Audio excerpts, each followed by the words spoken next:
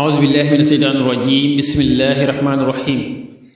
mbokk yi gannaaw ñu sante borom bi subhaanahu wa taala julli ci yonente bi alayhi salaatu wasalaam naa ngi leen di wax asalaamu aleykum wa rahmatullahi taala wa barakatuhu ñu dikk di leen fàttaliwaat naafila bu digg weeru koor gi ngeen si ànd ak seen mbokkum taalibe ndongole Haaruna Nduur Jaalibatul Maraaxib ak wax yonente bi alayhi salaatu wasalaam xadiisu tey bi ñu jëlee si abi hurayrata radiallahu anhu mu wax ne sami'tu rasulallahi sallallahu alayhi wa sallam yaqul maa nahaytukum anhu fajtanibuhu abi hurayra nee dafa dégg bi sallallahu alayhi wa sallam di wax ne lépp lu ma leen tere na nga wattandiku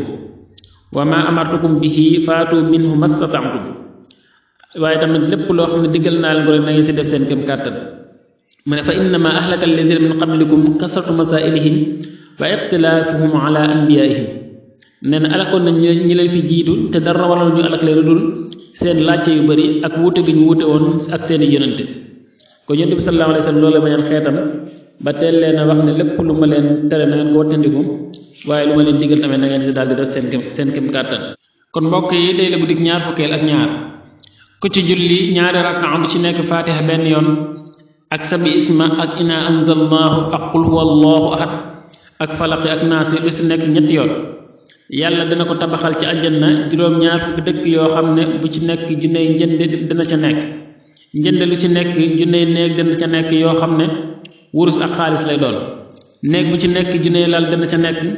lal bu ci nekk junney soxna nekk ca yàlla ñu suñu borom nangul te nangul leen wasalaamu aleykum wa rahmatullahi taala wa barakaatuhu